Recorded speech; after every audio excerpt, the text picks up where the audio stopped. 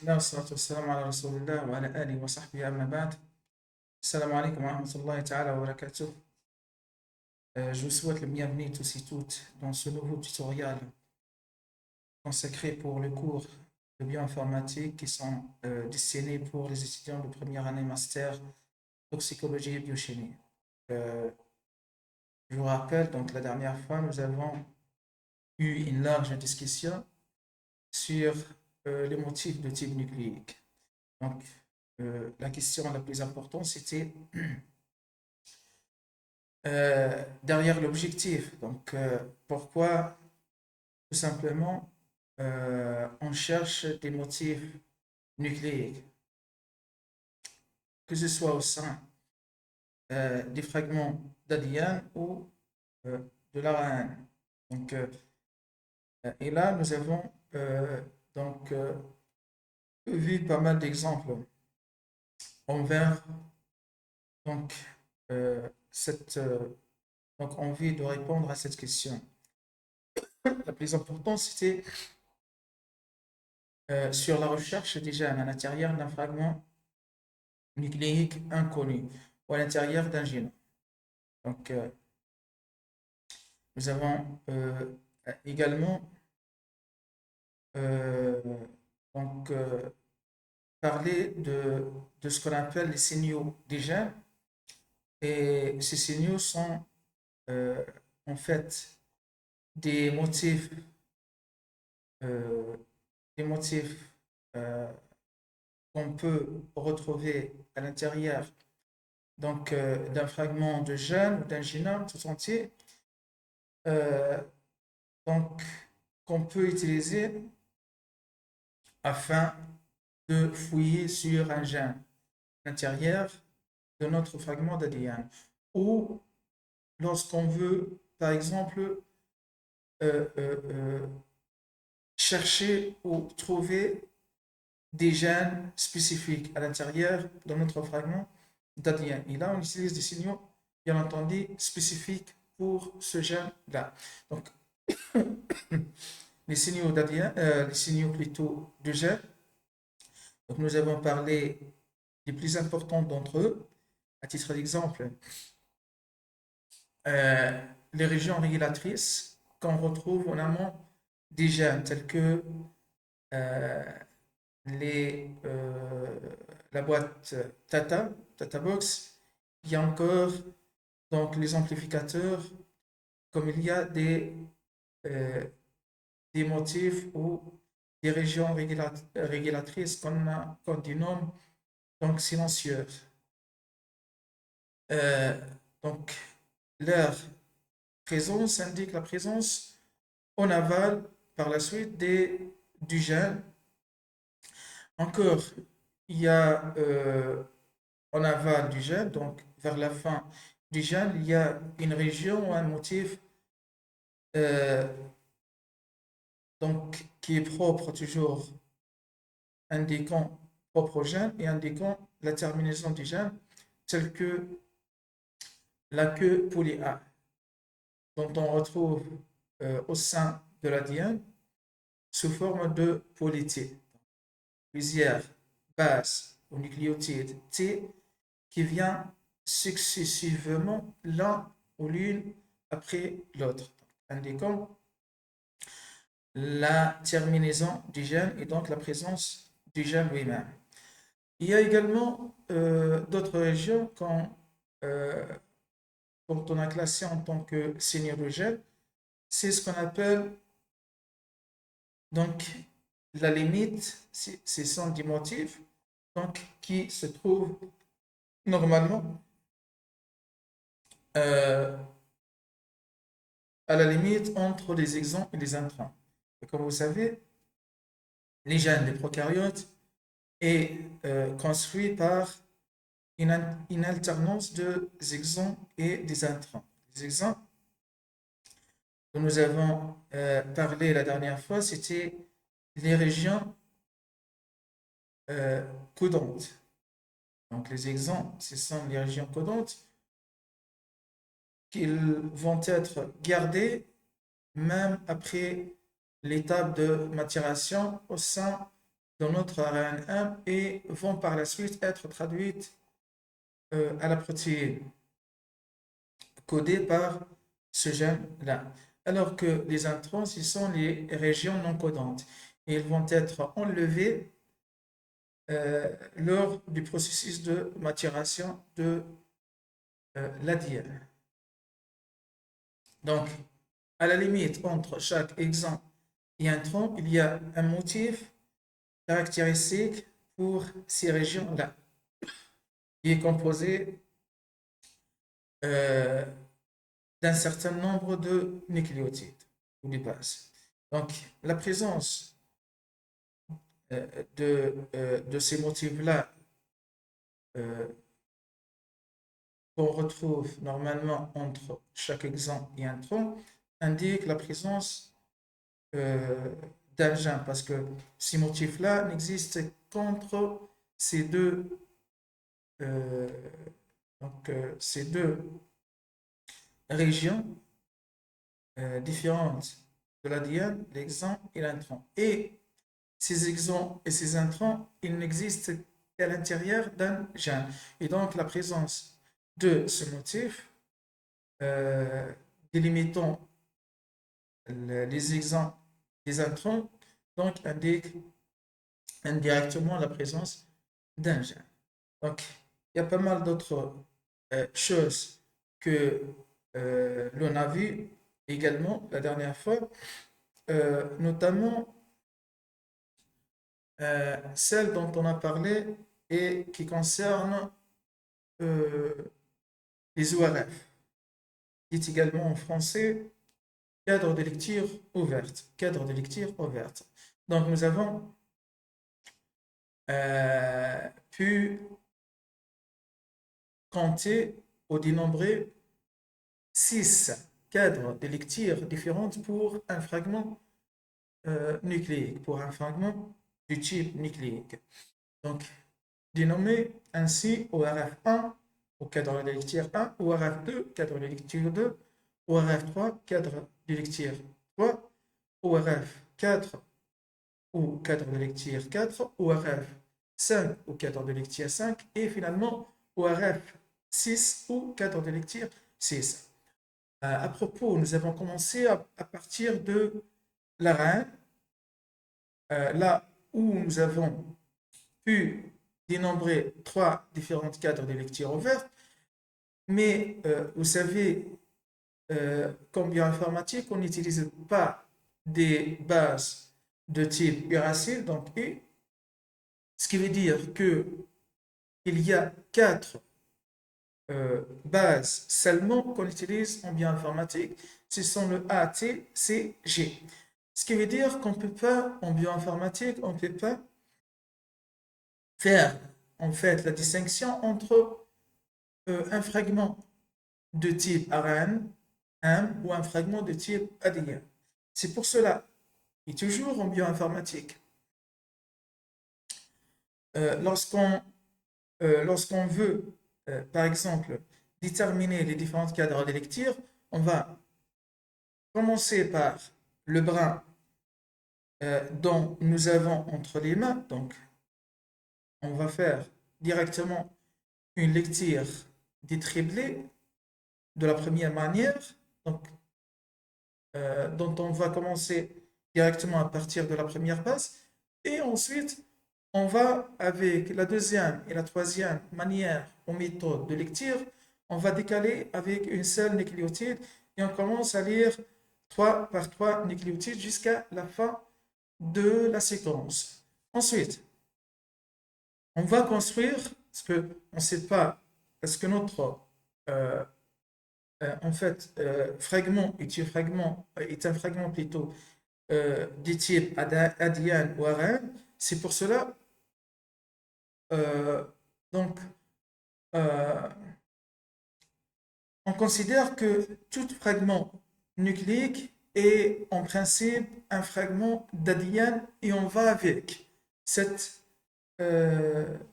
hypothèse. Parce que par la suite, on va vraiment aller construire un brin complémentaire à partir de ce brin qui est entre nos mains et aller par la suite faire ou refaire les mêmes lectures par, par trois nucléotides du début jusqu'à la fin du brin complémentaire que nous avons construit à partir de ce brin originaire et on va faire de même, décaler à chaque fois avec une nucléotide et refaire nos triplés du début plutôt jusqu'à la fin de ce fragment. Au total, donc, on va avoir 6 cadres de lecture ouverts. 6 cadres de lecture ouvertes.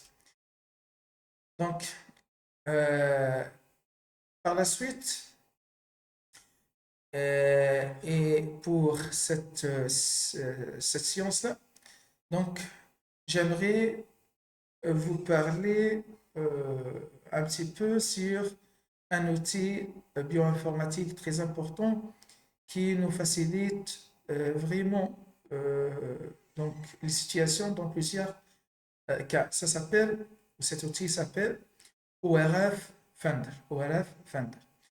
Donc, ORF Finder, c'est un donc, son nom indique. Donc, Finder, ça veut dire recherche. Donc, ORF, ce sont les cadres de lecture.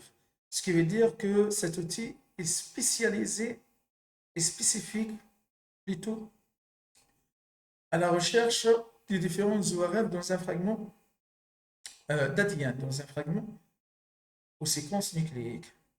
Donc, on va tout de suite aller donc, sur notre explorateur tout en écrivant ORF Finder et on clique sur Entrée et par la suite on clique sur le premier résultat qui s'affiche par le moteur de recherche Google. Directement là on entre sur l'interface de ORF Finder. Comme vous voyez à votre main droite, là c'est écrit ORF Finder. Hein, vous le voyez. Donc, à propos, donc, ORF Finder est une propriété, comme vous voyez, de National Center for Biotechnology Information, autrement dit, NCBI. NCBI, c'est le même, donc, banque des données ou le même site internet qui d'hébergement qui abrite, comment dirais-je, GenBank et également Blast. Donc, sur donc, ce site que je considère vraiment le meilleur, là, on a détaillé en fait 3 outils trop importants. Nous avons commencé nos cours avec les banques de données de différents types, donc que ce soit nucléique ou protéique.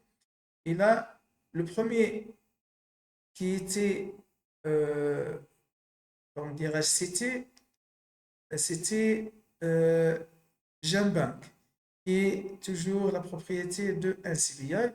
Ensuite, et au fur et à mesure de nos cours, nous avons passé sur un outil vraiment trop important qui est utilisé par la plupart de la communauté scientifique en biologie. C'était BLAST.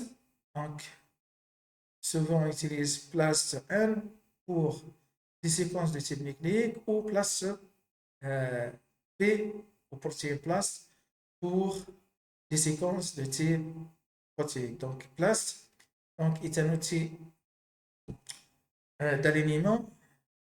C'est un outil d'alignement double qui est notamment spécialisé dans l'alignement local, Basic Local, Alignment Search Tool.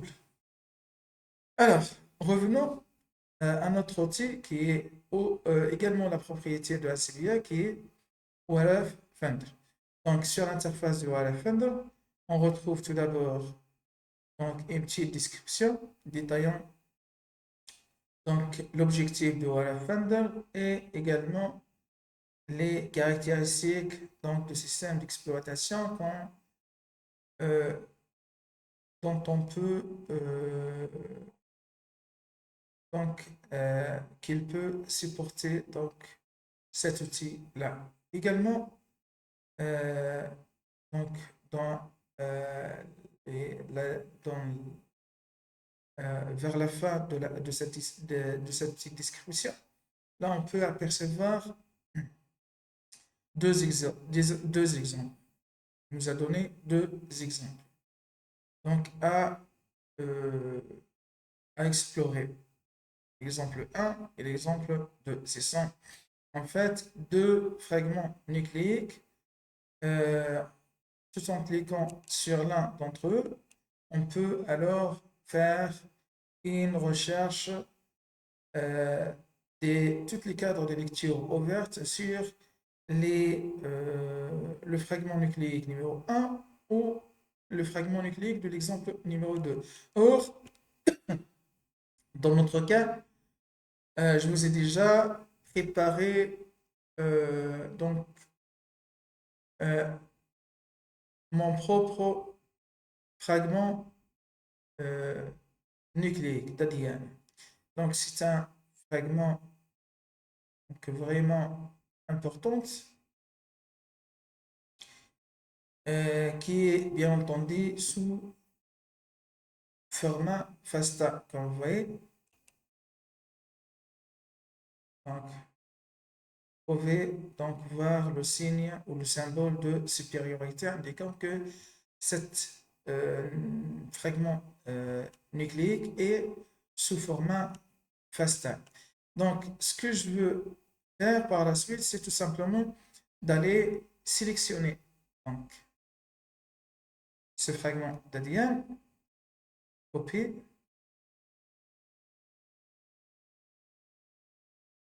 et par la suite, la coller en cliquant sur Paste, donc la coller sur la fenêtre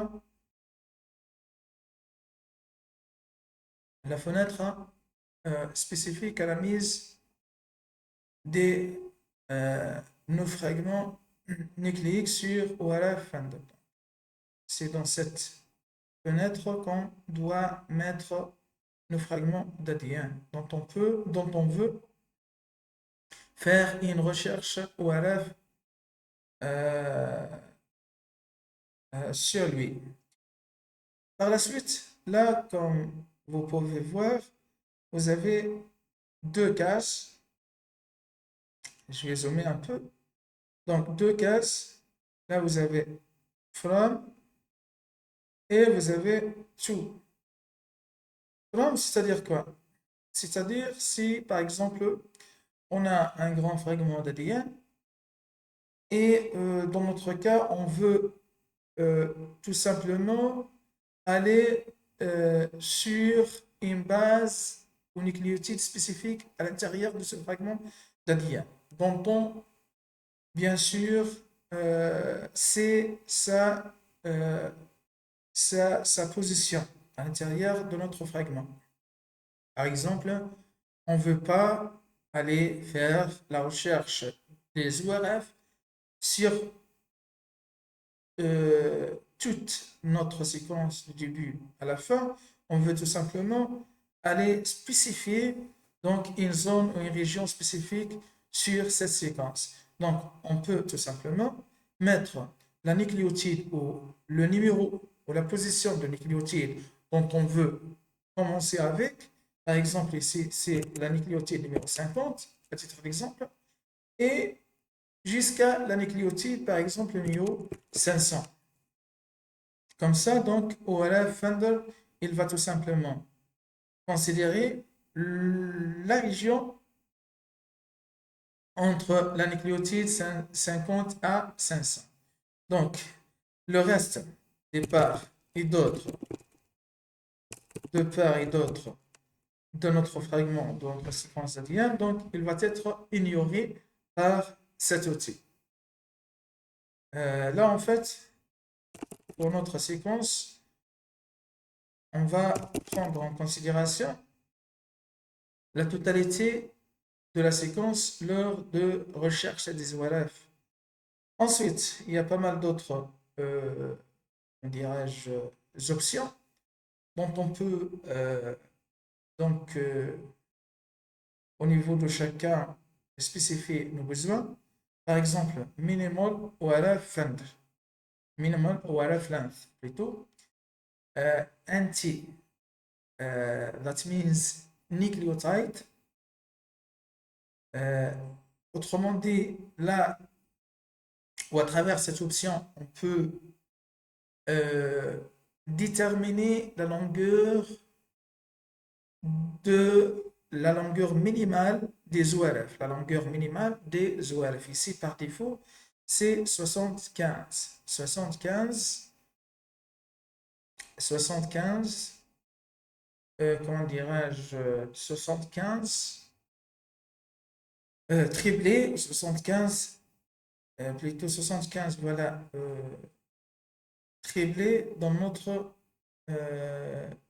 ORF, c'est la longueur minimale. C'est-à-dire quoi? C'est-à-dire que toutes les ORF vont avoir, donc tous les ORF qui vont être considérés et visualisés dans le résultat de ORF Finder que les ORF qui ont une longueur minimale allant jusqu'à 75 nucléotides ou plus. 75 nucléotides, pas triplé.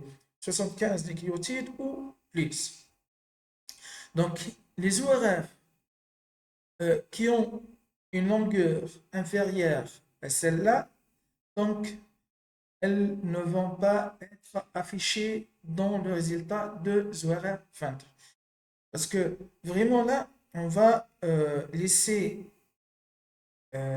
notre option, notre choix par défaut, tel qu'il est désigné par cet outil. Parce que euh, en, en effet, donc, on peut donc aller même à 30, mais inférieur à 65 inférieur à 75 nucléotides. Donc, c'est donc, elle est considérée comme un ORF qui ne va pas significativement donner une protéine naturelle qui peut être exprimée par une cellule, euh, euh, donc vivante. C'est pour cela, donc fréquemment, on n'utilise que donc des ORF d'une longueur qui est significative, c'est-à-dire de 75 ou même plus. Ou même plus. Encore, qu'est-ce que nous avons comme option autre que la longueur minimale de ZORF? Donc, nous avons également le code génétique. Donc, c'est ce qui veut dire, ça veut dire les codes génétiques qu'on veut utiliser lors de recherche des ORF. Parce que là, en effet, lors de recherche des ORF dans un fragment d'ADN inconnu, donc là, on va donc diviser notre fragment d'ADN par triplé de nucléotides. Et chaque triplé, bien entendu, il va construire ce qu'on appelle un codon, et chaque codon, il code pour un acide aminé. Et donc, effectivement, ces codons, ou l'ensemble des codons qui construisent donc, le code génétique se diffèrent d'un organisme à l'autre. Par exemple, pour les eucaryotes, on utilise donc le code génétique standard. le code génétique standard, c'est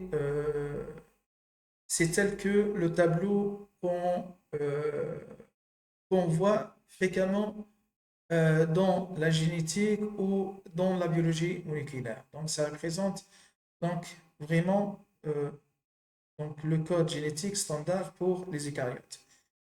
Également, si on travaille donc, sur l'ADN mitochondrial de vertébrés, il faut ainsi aller utiliser le code de, comment dirais-je, vertebrate mitochondrial, qui se diffère légèrement de code génétique standard des eucaryotes. Il y a également les codes génétiques qui sont spécifiques pour les levures et exactement pour les champignons, notamment les champignons microscopiques et même les protozoaires.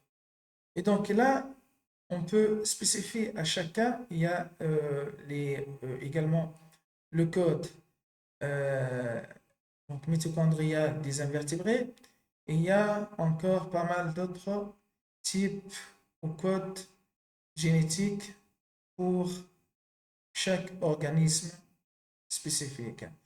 Et donc, si on sait l'origine, là où nous avons pris ce fragment d'ADN, là on peut spécifier donc le code génétique spécifique, bien entendu, à cet organisme. Par exemple, si par exemple on a donc extrait notre fragment d'ADN à partir d'une bactérie, là on peut aller sur le numéro 11, Bacterial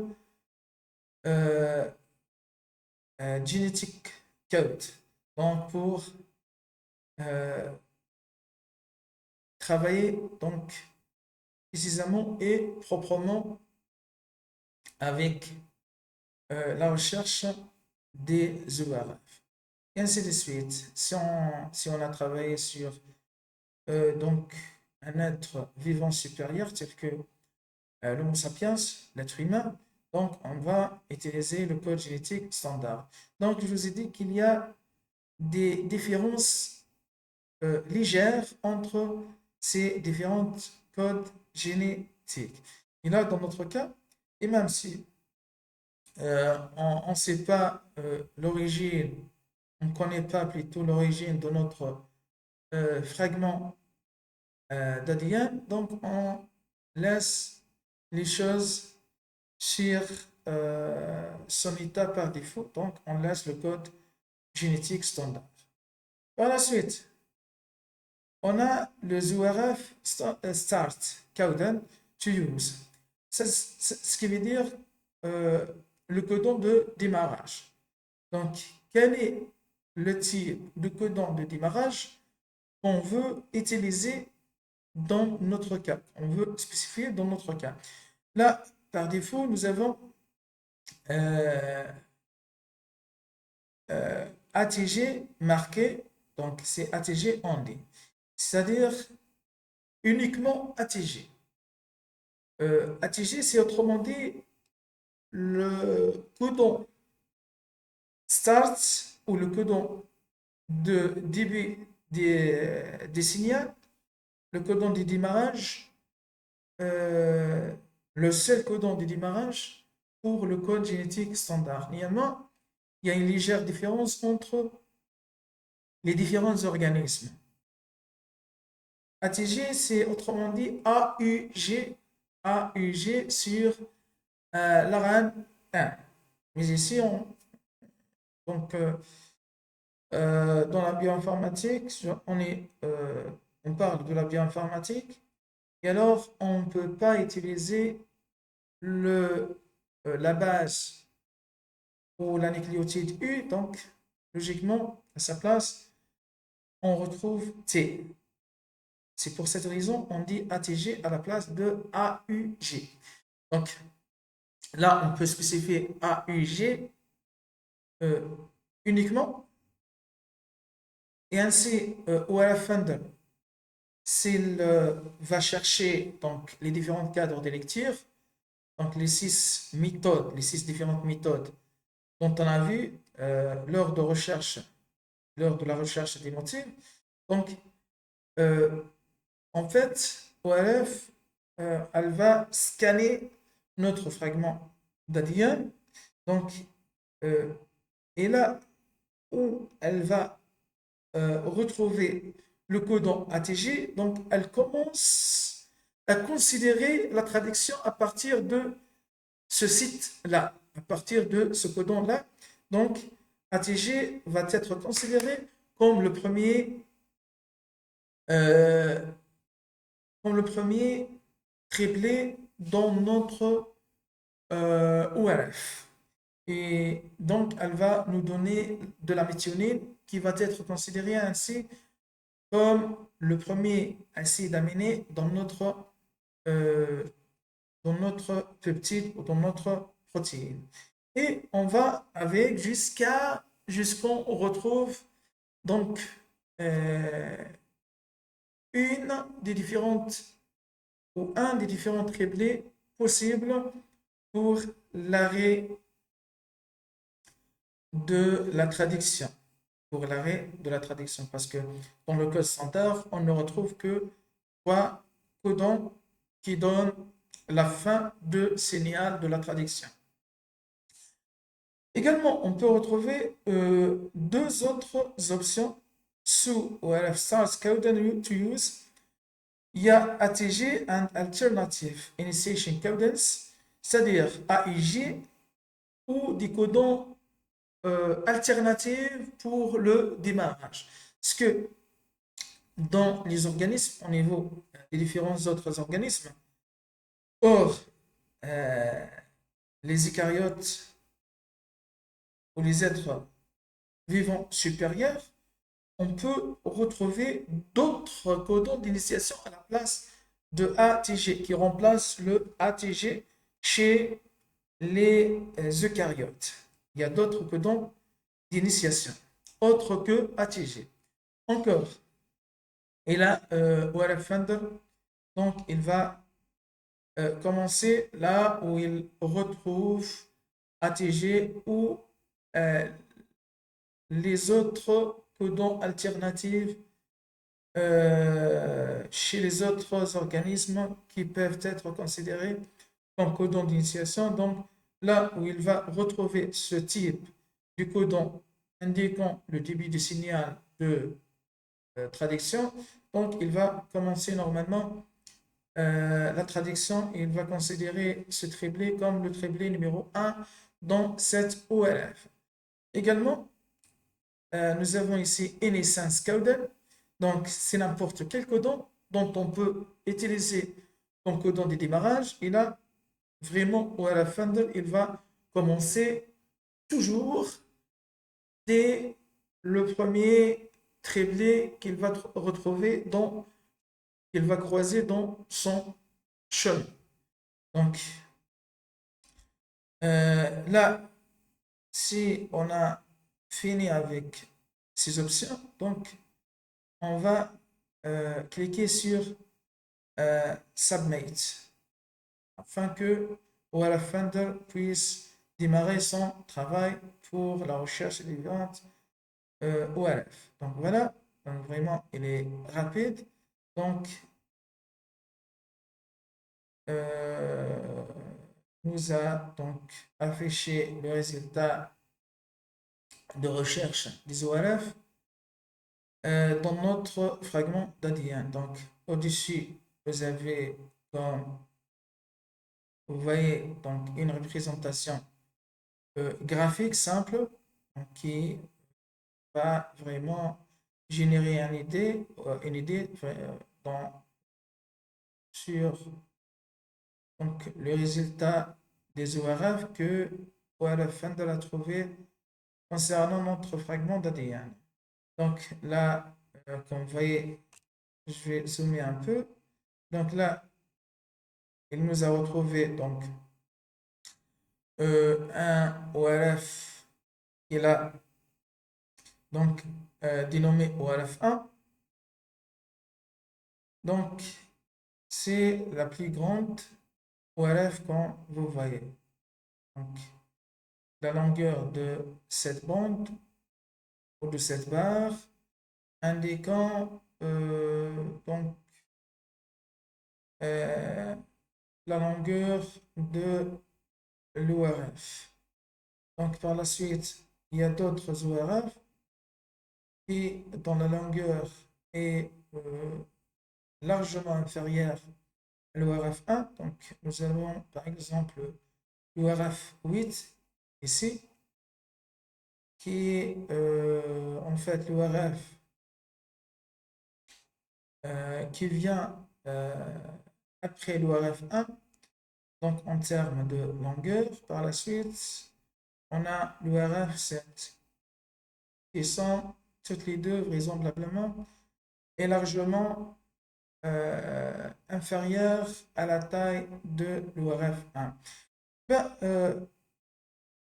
un trick que je vous aimerais, que j'aimerais partager avec vous, c'est que lors de la recherche de ZORF au niveau d'un fragment nucléique inconnu, là, donc la plupart du cas, donc on se focalise sur l'ORF ayant la longueur ou la taille la plus donc importante. Parce que dans la plupart du cas, c'est celle-ci qui représente donc la vraie nucléotide, plutôt la vraie protéine, qui peut être donc exprimée par le gène que contient notre fragment d'ADN. Si finalement notre fragment d'ADN contient un gène quelconque. Donc, on se focalise dès le début sur donc l'ORF ayant donc la taille la plus importante parce que c'est elle donc la plus probable de donner la protéine naturelle qui peut être exprimée par la cellule qui contient ce fragment d'ADN ou ce gène-là. Et donc, par la suite, on a donc, on peut apercevoir donc une description détaillant l'ensemble de résultats des ORF qu'on a trouvés concernant notre fragment d'ADN. Donc, celle-ci, c'est la première, donc ORF, la première cadre de lecture dont on a trouvé, comportant la, vous voyez, length. Ici, je vais zoomer un peu pour que donc ce résultat être un peu clair, un peu plus clair. Donc, vous avez ici, par exemple, le length, autrement dit la longueur de la séquence. Donc là, vous pouvez voir qu'on a deux types. Donc la longueur, là, on parle de deux types. Euh, donc, euh, on parle de la longueur de la séquence nucléique et même la longueur en acide aminé donc résultante de la résultant de la traduction de ce gène-là ou de ce fragment euh, donc d'ADN ou de cette URF plus précisément. Donc la longueur de cette URF, c'est l'URF 1, la longueur en nucléotide, elle est de 2553 nucléotides. Or, ça nous a donné 850 acides aminés. 850 acides aminés. Ben, regarde bien, si on va essayer de diviser ce nombre de nucléotides par triplet, parce que là, on a dit que chaque triplet exprime pour un acide aminé dans la séquence de la protéine. Et pour donc vérifier nombre, ce nombre d'acides nucléiques, donc représentant la longueur de la séquence protéique polypeptidique. Donc, on va utiliser la calculatrice de l'ordinateur pour cet objectif. Donc, 2553 divisé par 3, ça donne en fait 851. Donc un codon ou un triplé de plus.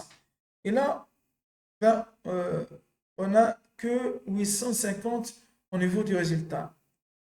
La raison de laquelle, donc, on n'a pas donc l'acide aminé numéro, comment dirais-je, numéro 851 dans notre résultat, c'est parce que donc le dernier triplé, c'est le triplé représentant l'arrêt de signal, donc c'est autrement dit, le triplé stop.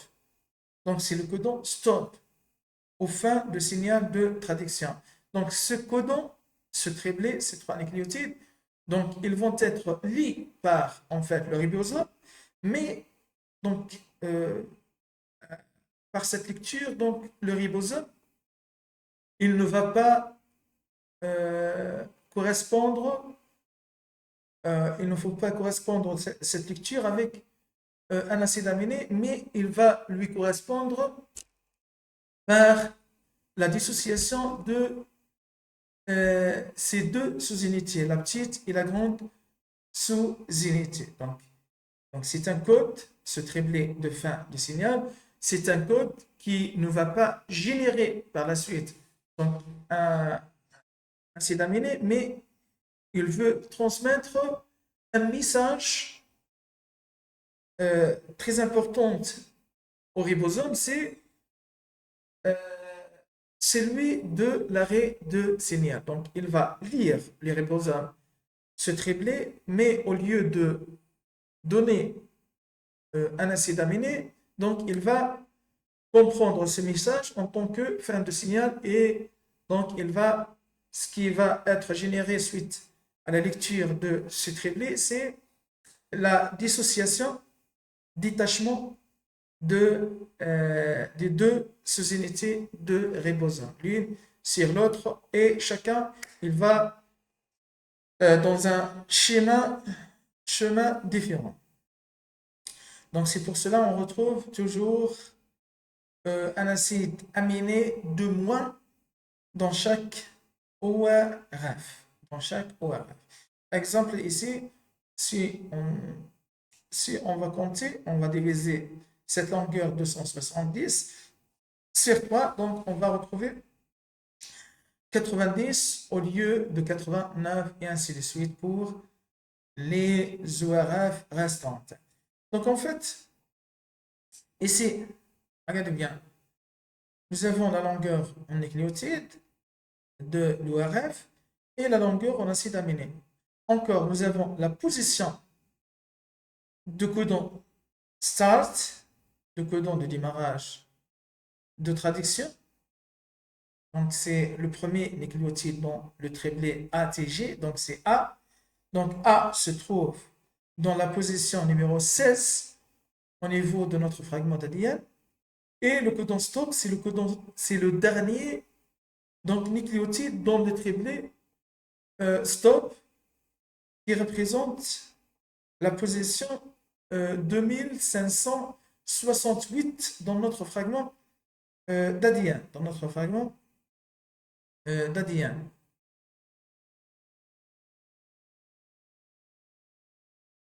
D'accord. Également, donc, nous avons FRAM 1. FRAM 1.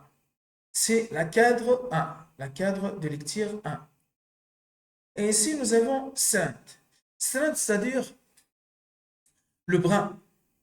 Le brin. Parce qu'en fait, comme je viens de vous dire au début, que en bioinformatique, lors de la recherche des ORF, des différents cadres de lecture, on ne considère pas seulement le brin donné, donc le brin qui est entre nos mains, donc le fragment entre nos mains, donc, donc le fragment nucléique, mais là, on va faire trois, en fait, cadres de lecture avec ce fragment-là, et par la suite, on va construire un brin complémentaire de ce brin dont on va commencer avec pour générer les trois autres cadres de lecture. Et là, la lecture, trois cadres ouvertes. Et là, donc, la lecture dans le brin complémentaire, il va dans le sens inversé. Donc, de 5' vers 3'.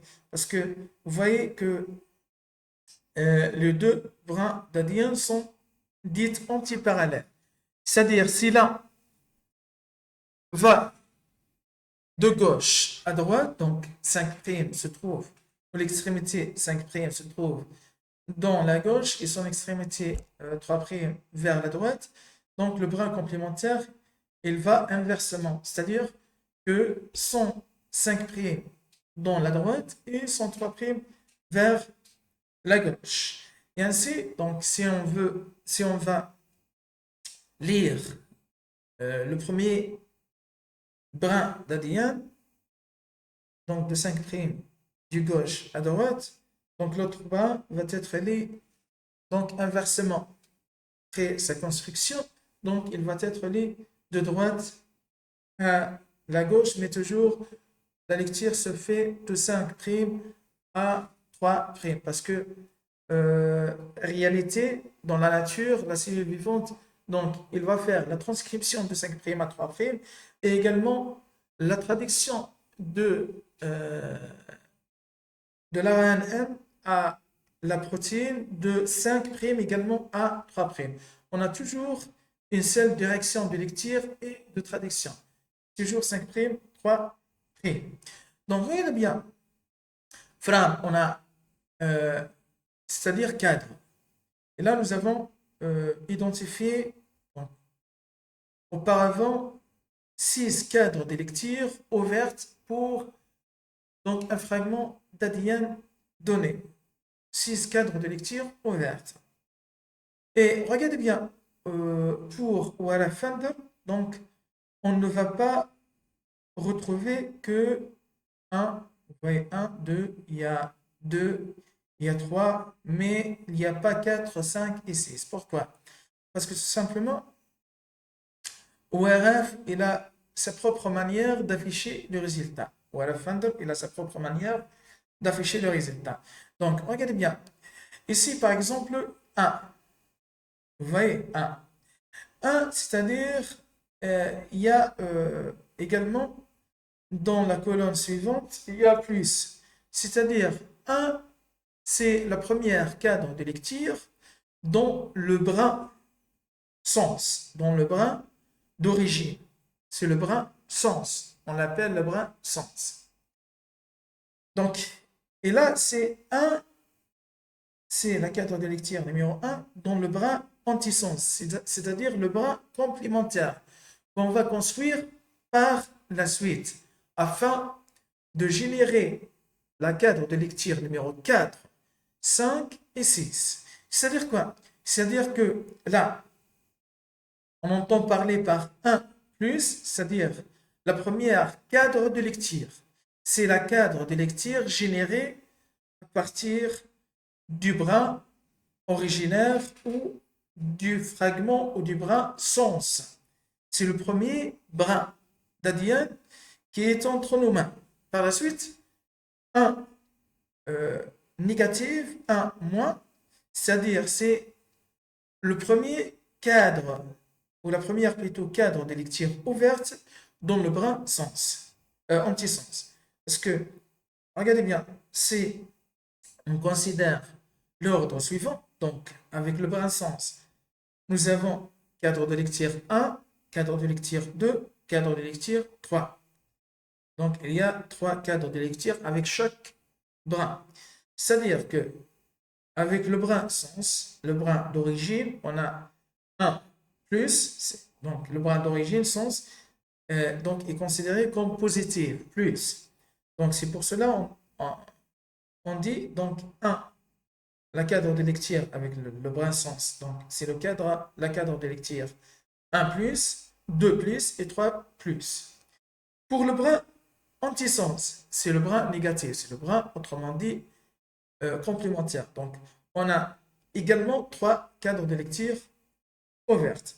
On a la cadre de lecture comme celle-ci, c'est 1 moins, 2 moins, et là, on peut retrouver 3 moins. Vous voyez, 3 moins. C'est-à-dire, donc 1 négatif, veut dire la même chose que la cadre de lecture numéro 4. Parce que dans le brin sens, on a donc la lecture numéro, ou la cadre numéro 1, plus la cadre numéro 2, la cadre numéro 3. Et puis, donc normalement, on va aller construire le bras anti-sens et on commence avec lui, donc la cadre de lecture numéro 4. Donc cette cadre 4 est considérée pour ou à la fin de comme 1 négatif. Et 5 pour nous est considéré pour ou à la fin de comme 2 négatif, alors que la cadre de lecture 6 pour nous est considéré pour ou à la fin de comme 3 négatif. Vous voyez maintenant, donc on a 6 également cadres de lecture pour ou à la fin de 1 plus, 2 plus, 3 plus, et 1 moins, 2 moins, 3 moins. Donc l'ensemble, ça représente 6 cadres de lecture ou 6 cadres de lecture ouverte. Voilà. Donc par la suite,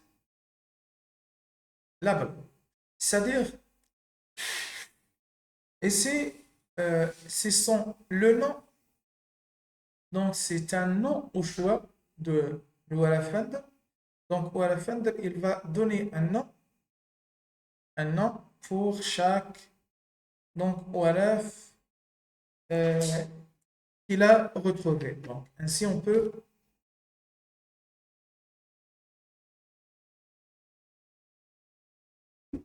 retrouver Oualaf 1.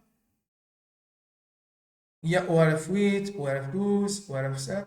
Donc il va vous donner vraiment toutes les ORF qu'il a retrouvées, toutes les ORF qu'il a retrouvées. Donc, tous les nombres vraiment des ORF qui sont supérieurs à 75 nucléotides. Parce qu'au début, vous voyez que nous avons laissé donc, le choix de minimum ORF length à 75, donc à 75 nucléotides. Donc, à cette raison, ORF Finder, donc, il va nous présenter que les ORF qui ont donc un nombre de nucléotides qui est supérieur à 75. Vous voyez, 80 en 81. Donc, c'est l'ORF numéro 4. Donc, c'est l'ORF minimal qu'il a retrouvé.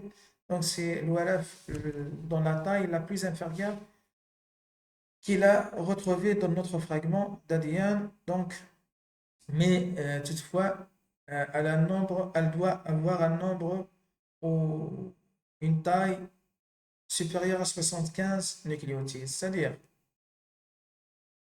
si on descend vers 30, par exemple, le nombre de nucléotides dans notre ORF, donc là, on peut, par exemple, voir même les ORF qui ont des soixantaines, ou cinquantaines, ou quarantaines nucléotides dans leur séquence. Donc, regardez bien. Pourquoi ici, par exemple, si on cherche, par exemple, là, on a l'ORF 8, par exemple, et l'ORF 7, 8 et 7. Donc, regardez bien. Donc, 8 et 7, ces deux ORF sont générés à partir de 1 négatif, 1 négatif. Comment ça se passe, ceci? Donc, c'est tout simplement, on a le ORF, donc, ce n'est pas notre ribosome.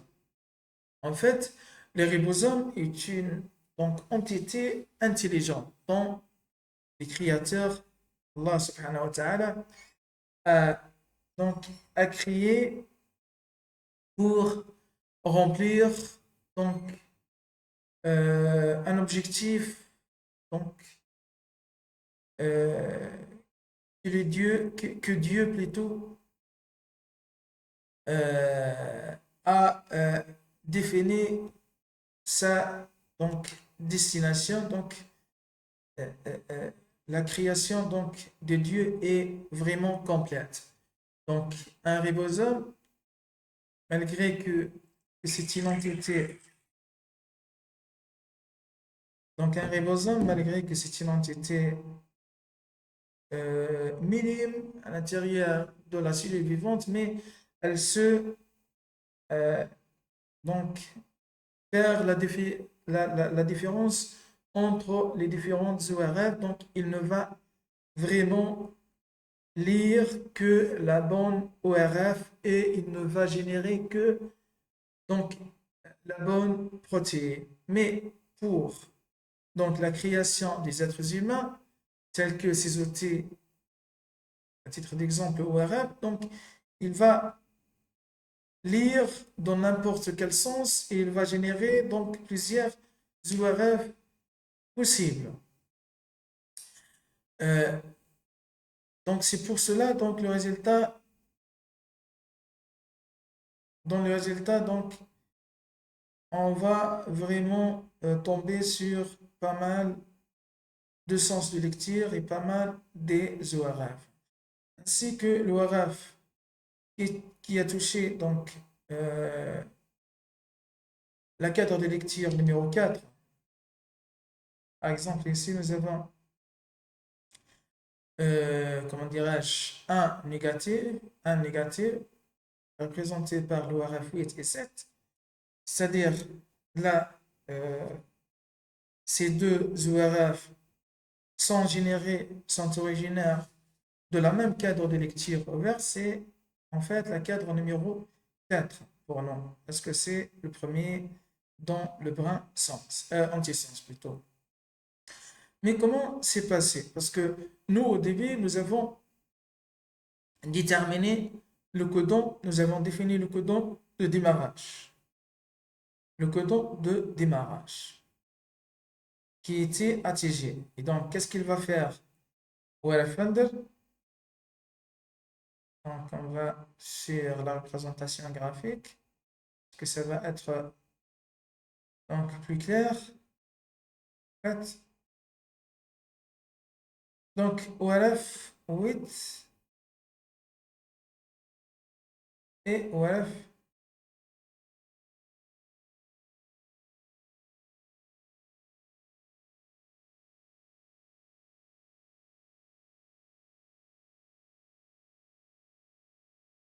Voilà encore. OLF 8 et ORF 7 sont générés à partir 8 et 7 sont générés à partir de la même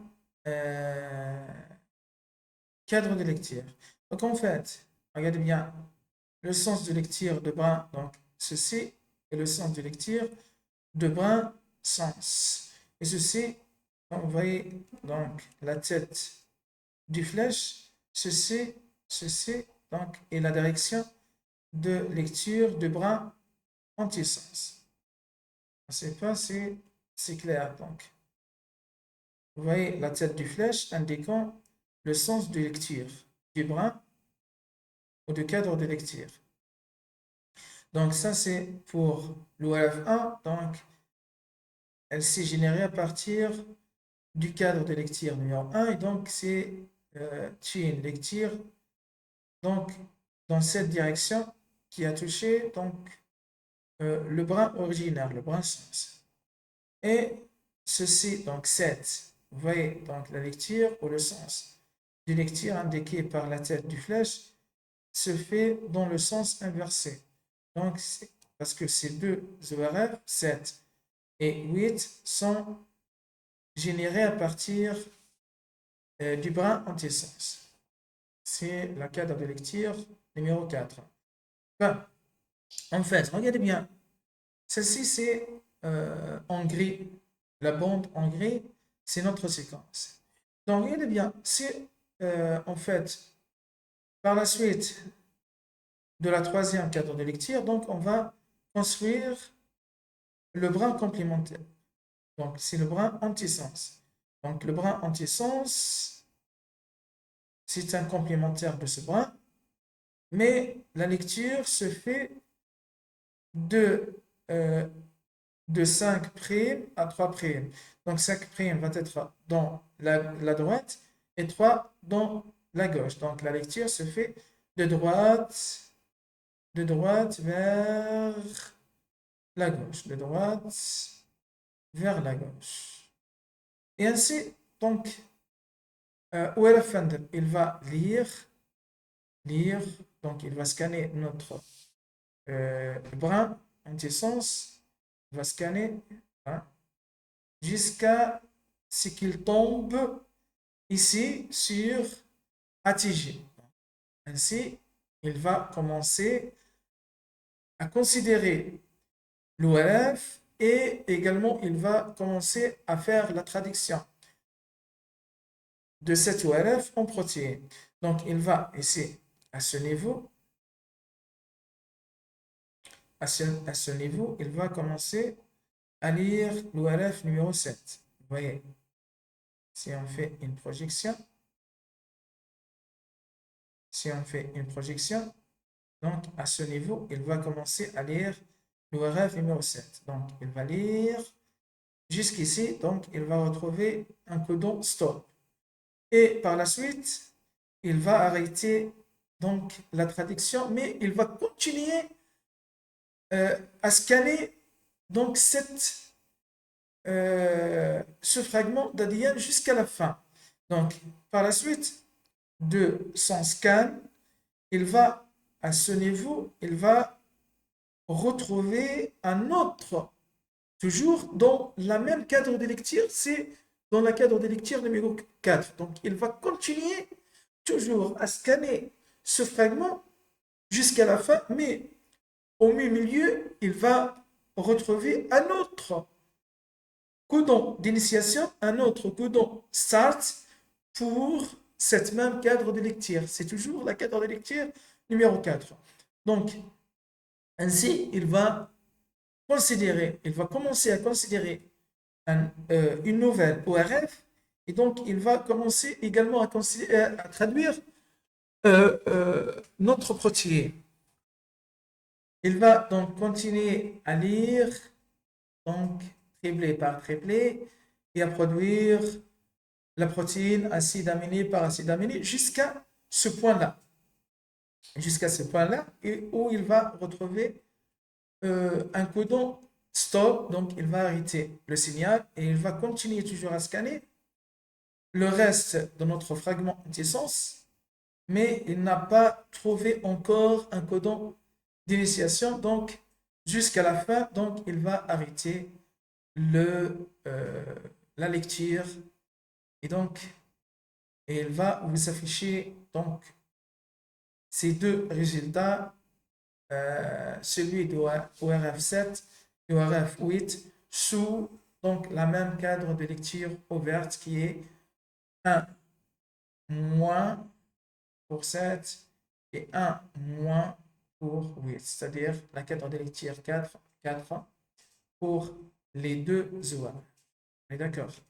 Ben, si on continue à fouiller à l'intérieur de ce résultat, bien entendu, on va retrouver pas mal des ORF appartenant à la même cadre de lecture. Comme par exemple ici, nous avons 2 mois et 2 mois, c'est-à-dire la cadre de lecture numéro 5. Donc, il a dénommé différemment les ORF afin de les... Donc, ce sont des noms dont l'objectif est de distinguer entre les différents fragments qui ont subi une vraie lecture, tout en passant par des ces 6 cadres de lecture et dont on a obtenu donc une chaîne polypeptidique à travers. Donc ces noms, en fait, ce sont des noms afin de faire une distinction entre les différents ORF. On peut même avoir ici, par exemple, X, Y, Z, etc., etc., ou A, B, C, D, E, F, pour le nom de chaque ORF, par exemple. Donc, ce sont des noms dont l'objectif est de faire la distinction entre les différents fragments dont ORF a généré. Ben, pour nous, comme je vous ai dit tout à l'heure, donc on va, donc, comme première étape, donc on va directement sur l'ORF la plus grande, dans la taille la plus grande. Parce que fréquemment, c'est celle donc, qui donc, se trouve à l'état naturel. Donc, c'est celle qui peut être la plus probable qui pourrait être traduite par le ribosome tout en lisant ce fragment d'ADN. On va toujours sur le grand fragment d'ADN et l'ORF la plus grande. Et si par la suite, celle-ci donc nous apporte une protéine qui n'a pas de sens par la suite au niveau de une par exemple, lors de l'alignement en utilisant PLAST-CP, donc à ce moment-là, on va ignorer cette ORF donc, qui a été la plus grande et on va avec l'ORF suivante en termes de taille, bien entendu. Donc regardez bien, si on clique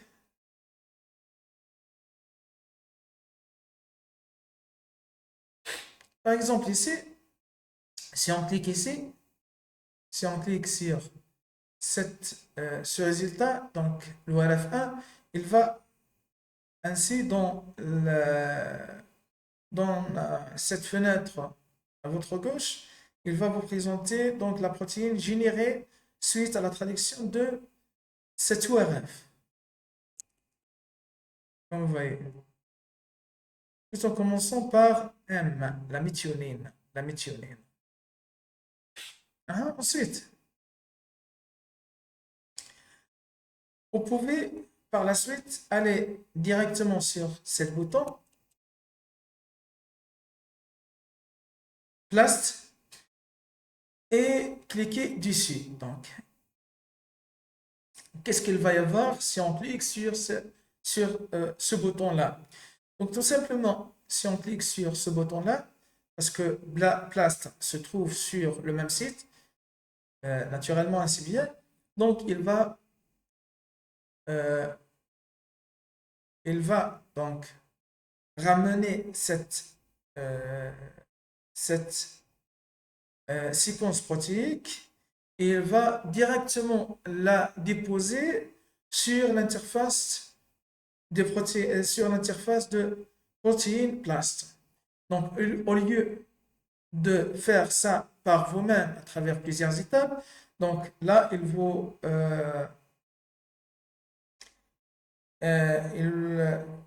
va devoir donc aller ouvrir une autre fenêtre et faire une recherche Google sur Blast. Et par la suite, vous allez parmi donc le résultat affiché par Google, donc vous allez donc cliquer sur le premier afin de gagner l'interface de Blast Blast plutôt, et par la suite cliquer sur le bouton au niveau de l'interface Blast et il va devoir cliquer sur le bouton donc Blast. Là, donc ce bouton-là qui se trouve sur l'interface du résultat ORF Finder, donc il va vous éviter d'aller donc explorer toutes ces étapes et il va donc vous gagner du temps. Donc c'est pour cela on peut, afin de vérifier donc cette séquence de protéines en l'alignant avec l'archive de Uniprot par exemple, on va directement cliquer sur Blast, donc tout en gardant le résultat de ORF Finder. Parce que si on va pas avoir donc une correspondance sur par l'alignement place P, donc on va certainement retourner ici cette page de résultat et recommencer donc la recherche avec ORF suivant c'est l'ORF 8 jusqu'à ce qu'on retrouve euh, donc la protéine ou une protéine correspondante par l'alignement PLAST. Et à ce moment-là, on va arrêter et on peut ainsi connaître le bon ORF qui va conduire à l'obtention de la bonne protéine ou la protéine naturelle. Et par la suite, donc, on peut, à travers l'alignement de place, voir la correspondance de cette protéine afin d'identifier donc ce gène ou même la protéine ici à partir de la lecture de ce gène. Donc, plusieurs avantages qu'on peut toucher à partir de recherche ORF en utilisant ORF Finder. Donc, on va regardez bien, donc il va, qu'est-ce qu'il a fait? Donc, il a sauté plusieurs étapes en vous gagnant du temps. Donc, il a pris votre protéine, séquence protéique, il l'a ramené jusqu'au donc l'interface de place P, il l'a mis sur la fenêtre de recherche, il a mis bien entendu votre séquence de protéines sur la fenêtre de place P et il a encore exécuté donc l'alignement pour vous et là, euh, il vous a conduit directement au résultat de l'alignement par place. Oui. Donc ceci est le résultat de l'alignement. On vous a indiqué plusieurs correspondances donc, pour cette séquence protéique. Ce qui veut dire que là, vraiment, notre suggestion donc, a touché vraiment son but. Parce que là, on a utilisé donc l'ORF qui a conduit à la séquence protéique la plus grande, qui a la taille la plus importante, parce que, comme nous avons dit, c'est celle qui va vous donner la vraie protéine, la protéine naturelle, telle qu'elle euh, traduite par ou la cellule vivante. Donc, par la suite, comme vous voyez ici, euh, on a une correspondance à 100%. Vous voyez, indiquant que une couverture également à 100%. Donc, nous avons une protéine qui code pour glycogène phosphorylase. Liver form, c'est donc l'isoforme donc spécifique au foie, donc l'isoforme hépatique de glycogène phosphorylase du rat. Donc Ratus norvégici, c'est notre espèce. Et là, on peut aller sur accession, donc accession number, afin d'afficher même l'entrée pour donc le fichier d'entrée afin de visualiser tous les contenus de fichiers d'entrée de notre correspondance protéique. Oui, donc le détail des informations que contient ce fichier d'entrée correspond à 100% avec une couverture complète à notre donc, protéine ici par la traduction ou par la lecture de la cadre de lecture ouverte numéro 1 pour notre fragment d'ADN.